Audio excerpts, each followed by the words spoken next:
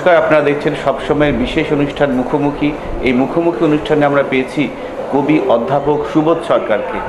সুবোধদা দীর্ঘদিন ধরে আপনার জীবন যাপনের সঙ্গে কবিতা মিশে রয়েছে, কবিতা যাপন করেন। সেই যাপনের জায়গায় সাহিত্য একাডেমি পেলেন দইপাড়েন হ্রদের ধারে। সাহিত্য একাডেমি পাওয়ার পর আপনি টেলিফোনে আমাদেরকে প্রতিক্রিয়া জানিয়েছিলেন, কিন্তু সরাসরি ক্যামেরার সামনে আসতে পারেননি দূরত্বের কারণে, যেহেতু মুর্শিদাবাদের চ্যানেল কলকাতায় আসতে পারেনি। কিন্তু আমরা আবারও একই প্রতিক্রিয়া ক্যামেরার সামনে চাইছি, টেলিফোনের প্রতিক্রিয়ায়, যে সাহিত্য একাডেমি ঘোষণার পর আপনি পাচ্ছেন জেনে কীরকম প্রতিক্রিয়া হয়েছে? যেখানে এই মুহূর্তে বসে আছি, এই বাড়িটাতেই খবর এসেছিল প্রথম। আমার যারা সহকর্মী, আমার অধ্যাপিকারা আমার চারপাশে ছিলেন তখন। আমি তখন ক্লাস নিচ্ছিলাম, আমি ম্যাকবেথ পড়াচ্ছিলাম ছেলে মেয়েদের। তখন ফোনটা আসে। তারপরে ক্লাসরুম থেকে বেরিয়ে এসে করিডোরে আমি ফোনে কথা বলি এবং তখন জানতে পারি। জানার পরে প্রাথমিক অনুভূতি যেটা হয়েছিল সেটা খুব আনন্দের হলেও কোথাও যেন একটা দুঃখ মিশেছিল, কোথাও একটা কষ্ট লেগেছিল, এটা আনন্দের গায়ে। সেটা কেন, সেটা সহজে বললে যেটা বলতে হয় সেটা হচ্ছে যে সেই মুহূর্তে আমার মনে হয়েছিল যে খবরটা আমি এখন কাকে দেব। আমি যে একটা খবর পেলাম, ভালো খবর, পুরস্কার পাওয়ার খবর নিশ্চয়ই সকলেরই ভালো লাগে, বিশেষ করে যে পায় তার তো ভালো লাগবেই। কিন্তু এখন আমি খবরটা নিয়ে করবোটা, এই অনুভূতিটা আমার হয়েছে। যাকে জানাতে পারতাম সে নেই, সে এখন অনেক, তো মল্লিকাকে জানানো সম্ভব নয়। এটা প্রথম অনুভূতি হলো। আর দ্বিতীয় অনুভূতি হলো, সেটাও খুব অদ্ভুত। সেটা হচ্ছে আমার ছেলে রোড়ো, ঘড়ির দিকে তাকিয়ে দেখলাম তখন এই 2:30 বাজে, এবং আমি জানি 2:30-এর সময় সে যাদবপুরে ক্লাস করছে, সে ক্লাসরুমে, এবং মোবাইল বন্ধ।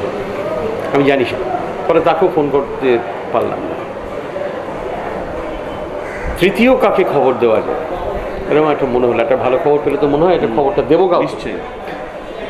তখন আমার সামনেই 2-3 জন কলিগের মধ্যে অনেকেই এখন তাদের গলা শোনা যাচ্ছে ব্যাকগ্রাউন্ডে, তাদেরকেই ডেকে বললাম যে শোনো, এরকম একটা খবর আছে। তো তারা খুব খুশিও।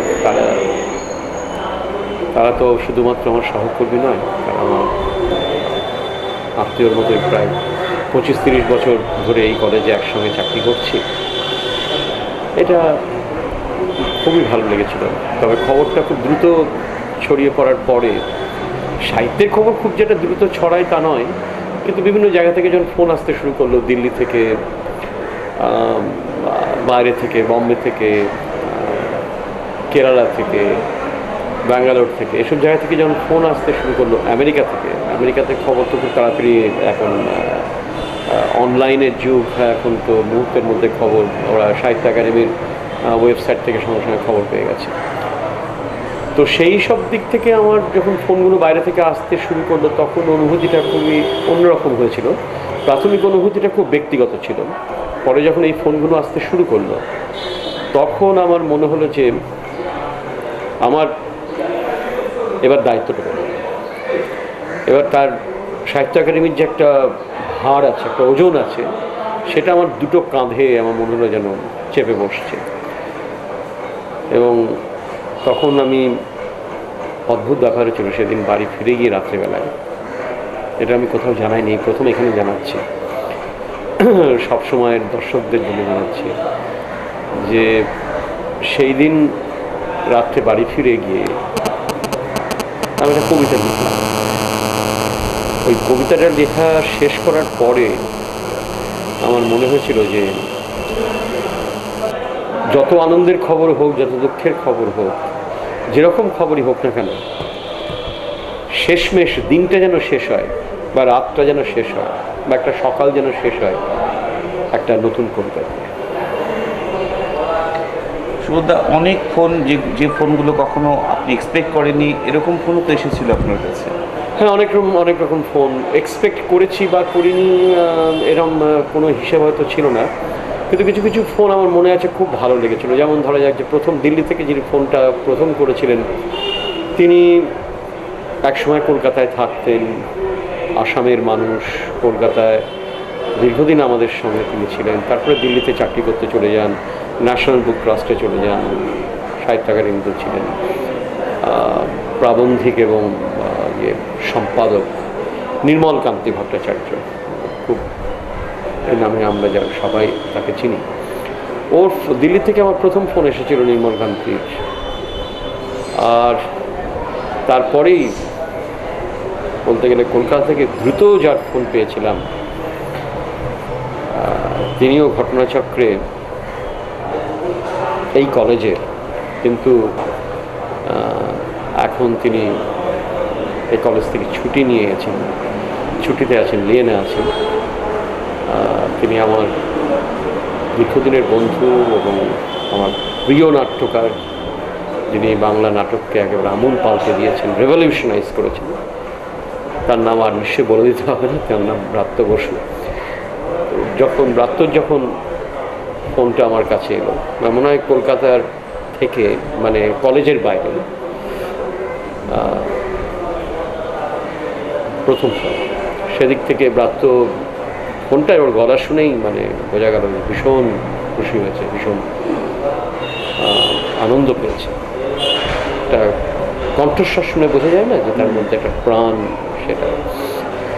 তো এটা এরপরে তো আরও অনেক রকম ফোন আসতে শুরু করলো, অনেকগুলো ফোন পেয়েছিলাম, আজও আসে ফোন এতদিন বাদেও। দৈপায়ন হ্রদের ধারে, এই কবিতাগুলো আপনি কোন সময় লিখেছিলেন, কোন কোন ভাবনা এর মধ্যে আবর্তিত হয়েছে? এই বইটা দৈপায়ন হ্রদের ধারে, এই বইটা প্রকাশিত হয়েছিল 2010 সালে আনন্দ পাবলিশার্স থেকে 2010 সালে বেরোয়।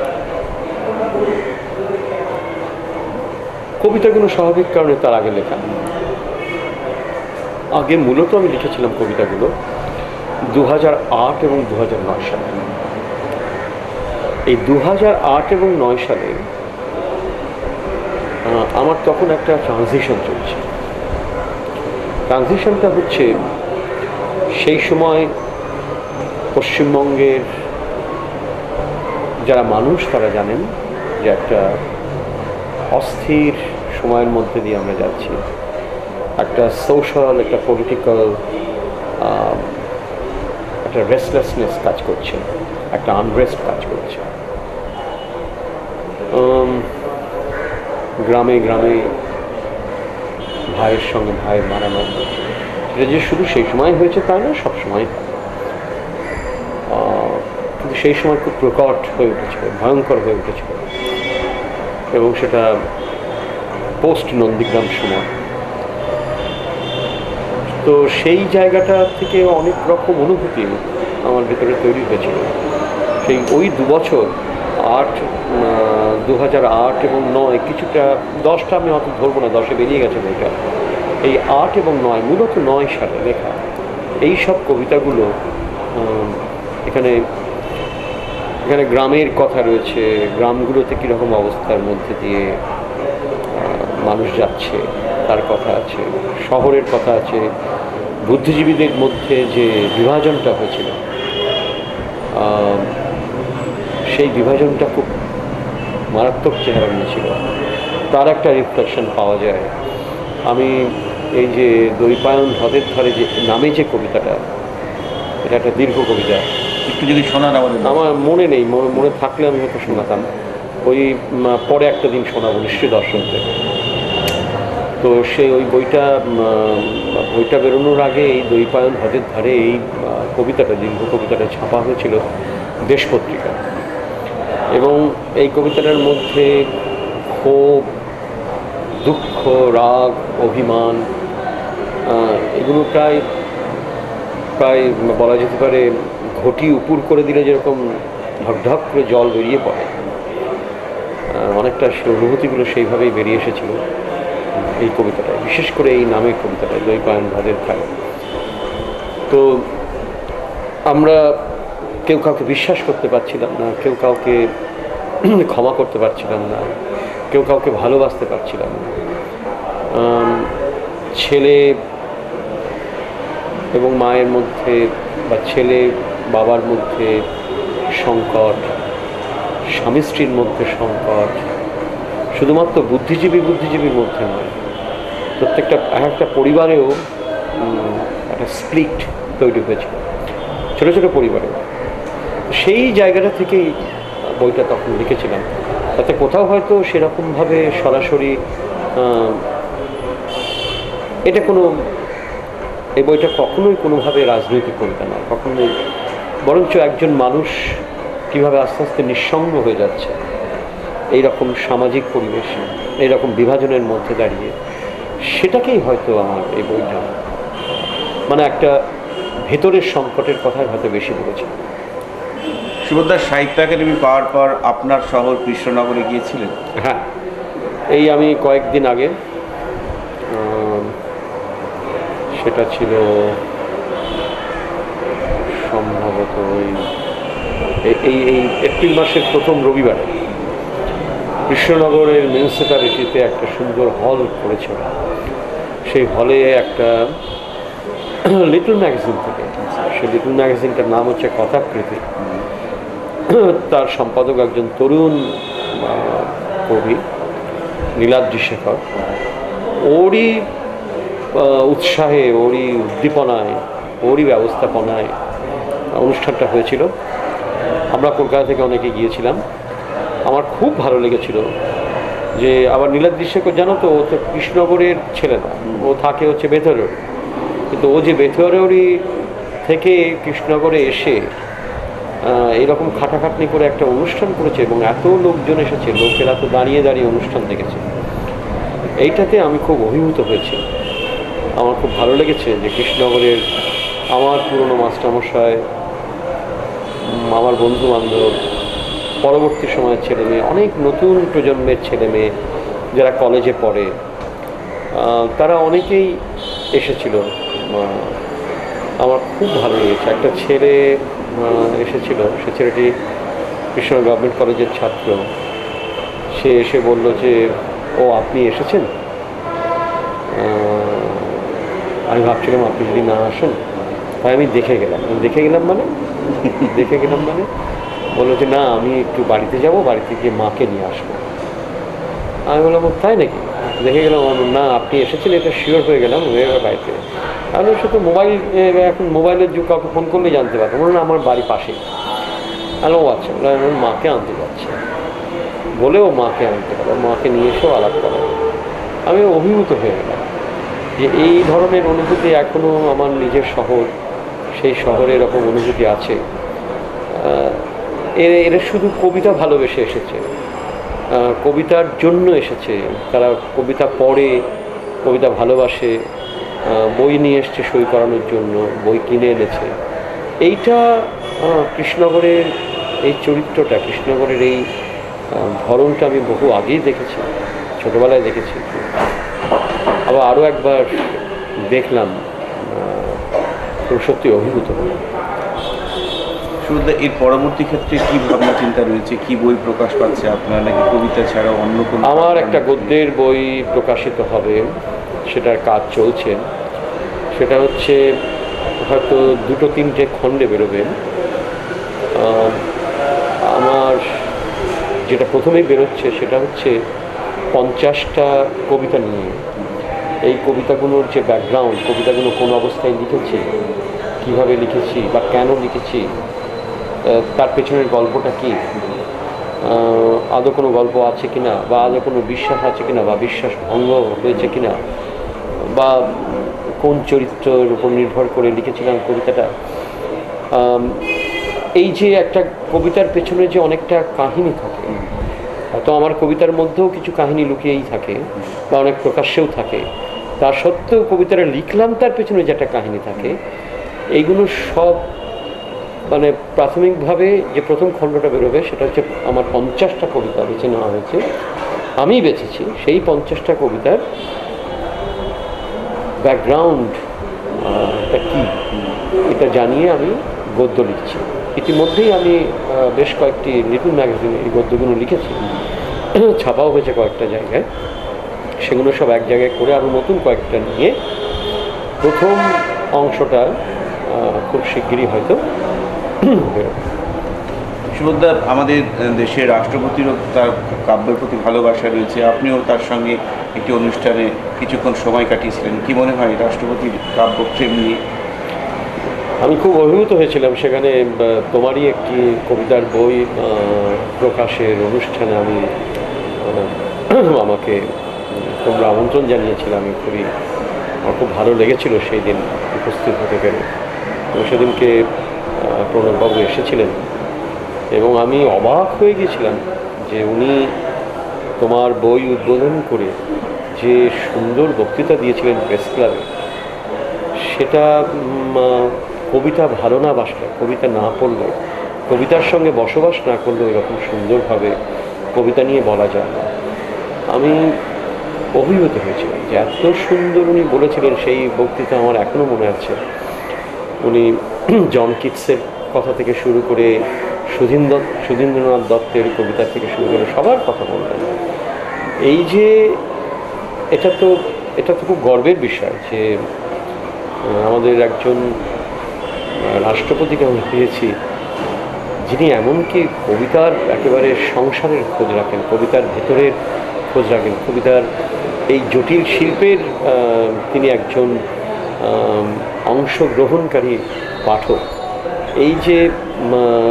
এই যে কবিতার পাঠক, আমার মনে হয় উনি তো অনেক বড় বড় দায়িত্ব সামলেছেন, অনেক জটিল, অনেক কঠিন কাজ করেছেন। ভারতবর্ষের শীর্ষস্থানে এত বছর ধরে তিনি রয়েছেন। তো আজকে যে দায়িত্ব উনি পালন করছেন সেটাও তো সারা পৃথিবীর চোখে একটা বিরাট বড় জায়গা, বিরাট বড় দায়িত্ব। সেইখানে বসে যে উনি এত মাঝে মাঝে খবর পায়, তোমাদের কাছ থেকেও খবর পায় যে উনি কবিতা পড়েন নিয়মিত, কবিতা ভালোবাসেন, কবিতার মধ্যে থাকতে চান। এই যে একটা দিক তার মানে রাষ্ট্র পরিচালনার দায়িত্বের মধ্যে সরাসরি ছিলেন, এখন তিনি আমাদের রাষ্ট্রপতি। সেই জায়গায় এই মানুষটা এই একই সঙ্গে একটা দিক এই রকম তার গুরুদায়, আর একটা দিক আমার মনে হয় যে এটাও খুব নিজস্ব আনন্দ পাওয়ার একটা ক্ষেত্র, ছোট ছোট আনন্দ পাওয়ার একটা জায়গা। মানে হঠাৎ একটা কি বলবো, একটা বদ্ধ ঘরে থেকে হঠাৎ কেউ যদি হঠাৎ একটা জানলা খুলে দিয়ে একটা প্রজাপতি দেখতে পায়, যেমন আনন্দ, আমার অনেকটা মনে হয় যেন উনি যখন কবিতা পড়েন হয়তো সেই পাতাগুলোর উপর দিয়ে উনি দেখতে পান কিছু প্রজাপতিগুলো চলে যাচ্ছে। এই আনন্দটা খুব দুর্লভ মুহূর্ত তৈরি করে। এটা উনি যে পড়েন কবিতা, সেটা ওর বক্তৃতা শুনে যেরকম বোঝা যায়, ওর সম্পর্কে যারা জানেন, যারা বলেন, তাদের কাছ থেকে শুনেছি, মুর্শিদাবাদের মানুষের কাছে অনেক শুনেছি, তোমাদের কাছে শুনেছি। সেদিক থেকে এটা খুবই ভালো ব্যাপার। আপনারা দেখছেন সবসময় বিশেষ অনুষ্ঠান মুখোমুখি। এই অনুষ্ঠানে আমরা আজকে পেয়েছি কবি অধ্যাপক সুবোধ সরকারকে। সুবোধদা, আমাদের দর্শকদের জন্য যদি এক ঝলক কোনো কবিতার স্মৃতি থেকে শোনেন।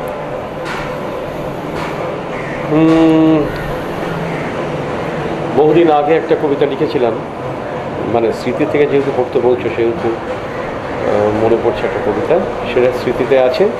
সেই কবিতাটাই বলি, আমার ছোটোবেলার মাস্টারমশাইকে নিয়ে লেখা। কবিতাটার নাম ঘুষ।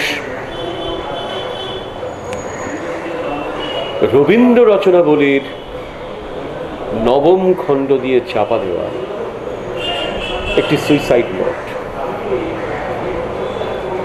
ছেলেকে লেখা, লিখে হাতে ব্লেড নিয়ে বাথরুমে ঢুকেছিলেন মাস্টারমশাই। দুপুরবেলা কাজের লোক দরজার তলা দিয়ে রক্ত আসছে দেখে চিৎকার করে ওঠে। ছেলেকে লেখা এই তার প্রথম এবং শেষ চিঠি। অরণি, আমি বিশ্বাস করি সন্তান পবিত্র জলের মতো।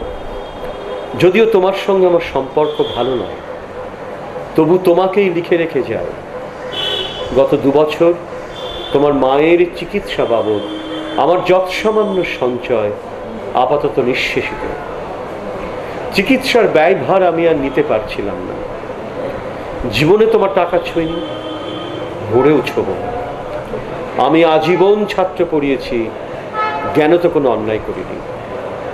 গত মাসে আমার স্কুলে এক অভিভাবক এসে ঝুলোঝুলি করেন তার ছেলেকে নেবার জন্য। আমি প্রথম দিন ফিরিয়ে দিই, দ্বিতীয় দিন ফিরিয়ে দিই, তৃতীয় দিন পারিনি। তিনি আমাকে একটা মোটা খামে 30,000 টাকা দিয়ে চলে যান।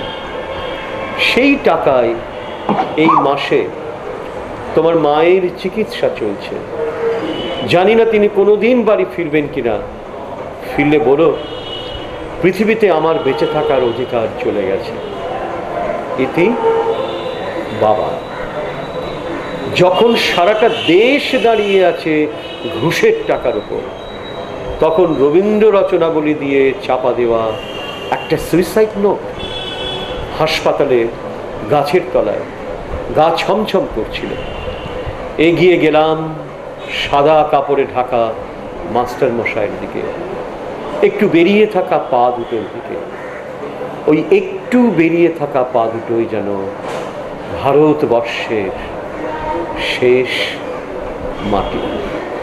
খুবই সুন্দর, খুবই চমৎকার কবিতা সুরদা।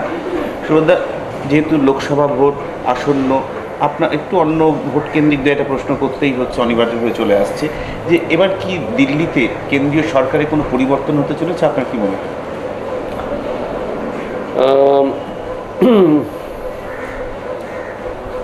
পরিবর্তনই তো হতে চলেছে, তাই তো সমস্ত সমীক্ষাতেও তাই বলছে। আমি তো রাজনীতির সরাসরি রাজনীতির লোক নই, খুব ভালো রাজনীতি বুঝিও না, কিন্তু দিল্লিতে গিয়েছিলাম যখন, তখনও দেখলাম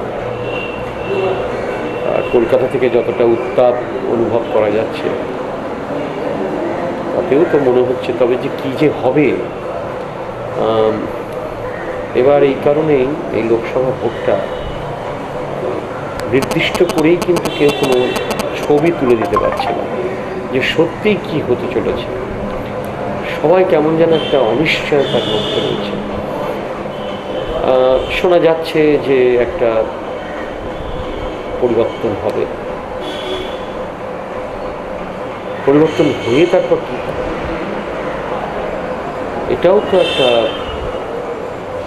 কথা উঠেছে যে তাহলে কি দাঁড়ায়, কম্পোজিশনটা কী হবে। এটা কিন্তু স্পষ্ট করে যারা বিশেষজ্ঞ তারা কোনো দিশা দেখাতে পারছেন না। একটা সময় পর্যন্ত ছিল যে সংখ্যাগরিষ্ঠতার বিচারেই সরকার তৈরি হতো। এখন তো তার থেকেও বড় বিচার হচ্ছে যে আমি কজনকে বন্ধু হিসেবে পাবো। এখন রাজনীতির জায়গাটা এইটাই হচ্ছে ডিটারমিনিং ফ্যাক্টর, যে আঞ্চলিক দলগুলো ভীষণভাবে গুরুত্বপূর্ণ, এবং প্রধান যে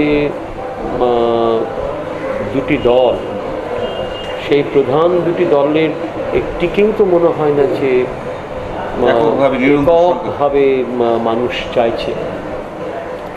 এই ক্রাইসিসটা ভারতবর্ষে তৈরি হলো, এই ক্রাইসিসটা কিন্তু ছিল না। হ্যাঁ, তো ফলে এই যে ক্রাইসিসটা তৈরি হয়েছে, এখন দেখা যাক। এখন তো অনেক রকমের হাওয়া ওঠে, এবারেও একটা হাওয়া উঠেছে, কি হবে কেউ আমরা কোনো, আমার তো মনে হচ্ছে যে কম্পোজিশনটা খুবই, এবং তুমি যেটা বললে, যেহেতু তুমি এর ব্যাপারটা সারাক্ষণ এটার মধ্যে আছো, আঞ্চলিক দল কিন্তু এবার একটা বড় ভূমিকা নেবে। সেক্ষেত্রে সুভদ্রা, আমাদের তৃণমূল সুপ্রিমো বারবার দাবি করছেন, তৃণমূলের নেতৃত্ব বলছেন যে কেন্দ্রে যে সরকার হবে সেই সরকারের নির্ণায়ক শক্তি হবে তৃণমূল। আপনার কি মনে হয়? সেটা তো যে ম্যাসিভ ম্যান্ডেট এই মুহূর্তে মমতা বন্দ্যোপাধ্যায়ের দিকে পরপর কয়েকটা ভোটে যে আমরা দেখেছি, পশ্চিমবঙ্গের শেষ যে সমস্ত ভোটগুলো হয়ে গেল সেগুলোতে যা দেখেছি, তাতে তো মানুষের তীব্র ভালোবাসা সেটা ভোটে অনুদিত হচ্ছে।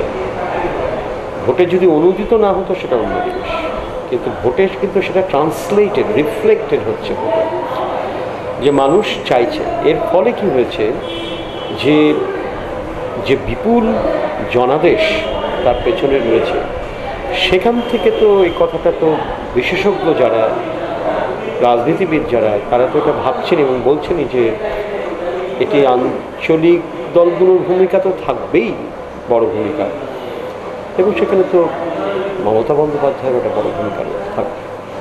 আপনারা দেখছেন মুখোমুখি অনুষ্ঠান, আমরা পেয়েছি কবি অধ্যাপক সুবোধ সরকারকে।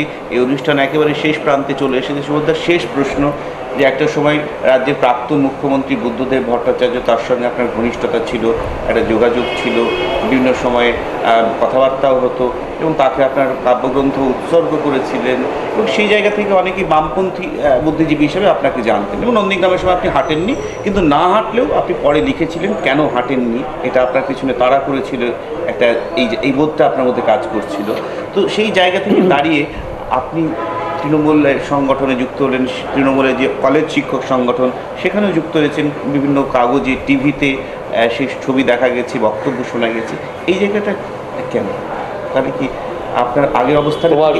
তোমার প্রশ্নটা কেন না, মানে প্রশ্নটা এটা তুমি তো খুব সুন্দরভাবে বলে দিলে। হ্যাঁ, এবার তোমার প্রশ্নটা কি? প্রশ্নটা হলো যে আপনি আগে বামপন্থী বুদ্ধি ছিলাম, এখন কেন এটা হলো? এখন হ্যাঁ, এই জায়গাটাই, এই পরিবর্তন, এই জায়গাটা আমি বলি যে তুমি যেটা বললে যে মাননীয় বুদ্ধদেব ভট্টাচার্যের কথা যেটা বললে, আমি ওনাকে একজন লেখক হিসেবে, একজন সাহিত্যের পাঠক হিসেবে এবং একজন সংস্কৃতির মানুষ হিসেবে শ্রদ্ধা করেছি, এখন শ্রদ্ধা করি। উনি গার্সিয়া মার্কেজের লেখা প্রথম কলকাতা শহরে যে মুহূর্তে ঢুকেছে, হয়তো দেখা হয়ে গেছে কোনো কবিতা পাঠের অনুষ্ঠানে, হয়তো আমি সুনীলদা রয়েছি সেখানে,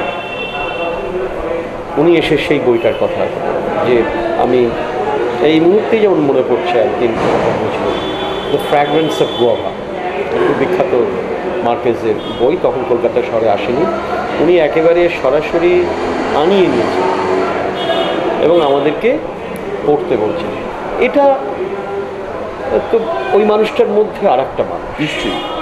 উনি জীবনানন্দ দাশের কবিতার ওপরে বই লিখেছেন, উনি পেইন্টিংস ভালোবাসেন, উনি মিউজিক ভালোবাসেন। এই যে একটা সংস্কৃতি ভেতরের থেকে উনি উঠে এসেছিলেন, এই জায়গাটার প্রতি আমার আগেও যেরকম শ্রদ্ধা ছিল, এখনও আমার শ্রদ্ধা আছে। আমি সংক্ষেপে যেটা উত্তর দিয়ে শেষ করছি, যে আমি ওয়েবকুপাতে তার আগে আমি অর্পিতাকে সমর্থন করেছি, এবং তারপরে আমাকে আমার প্রিয় নাট্যকার, আমার শ্রেষ্ঠ বন্ধু, আমার দীর্ঘদিনের সহকর্মী শিক্ষামন্ত্রী প্রাপ্ত বসু আমাকে ফোন করে বলেছেন, সুবোধদা আপনি আসুন, আজকে প্রেস ক্লাবে আপনাকে আমরা শিক্ষা সেল থেকে, ওয়েব কুপার পক্ষ থেকে, অধ্যাপকদের সংগঠনের পক্ষ থেকে আপনাকে সংবর্ধনা জানাবো।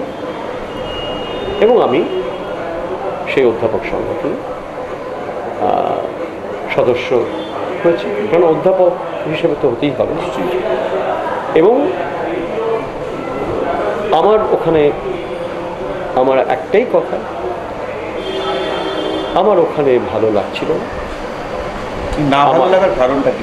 সেটা অনেক রকম কারণ আছে। একটা কারণ একটা একটা সংক্ষেপে একটা বলতে পারি, সেটা হচ্ছে আমার ভেতরে একটা বহুদিনের স্বপ্নভঙ্গ তৈরি হয়েছে। আমি যখন লিখেছিলাম যে আমার নন্দীগ্রামে হাঁটা উচিত, যখন ঘোষণা করলাম, তখন আমি আমার স্বপ্নভঙ্গটা কিন্তু আমি বুঝে গিয়েছি। এবার আমাকে বলতে হবে, আমি বুঝতে পেরেছিলাম। আমি তখন আনন্দবাজারে লিখে এই পোস্ট এডিটটা লিখেছিলাম যে আমি সেদিন নন্দীগ্রামের পর, ওই ভয়ঙ্কর ঘটনার পর না হেঁটে অন্যায় করেছি। আমি সেই সময় সেখানে আমি একটা কবিতাও লিখেছিলাম, কবিতার একটা অংশ কোট করে দিয়েছিলাম আমার লেখাটার মধ্যে। সুতরাং না হেঁটে আমি ভুল করেছিলাম, এই অনুভূতিটা আমার মনে হয় যে একটা বড় অনুভূতি। তাছাড়াও আমি আর ওই জায়গাটায়, আমি যে জায়গাটা ছিলাম সেই জায়গাটা থাকতে আমি চাইছিলাম। হয়তো সেটাই সবচেয়ে বড় কারণ। অনেক ধন্যবাদ সুবোধদা আমাদের সময় দেওয়ার জন্য। আপনারা এতক্ষণ দেখছিলেন সবসময়ের বিশেষ অনুষ্ঠান মুখোমুখি। আজকে আমরা পেয়েছিলাম কবি অধ্যাপক সুবোধ সরকারকে। এই অনুষ্ঠান এখানেই শেষ করছি। চোখ রাখুন সবসময়, সবার কথা সবার সঙ্গে সবসময়।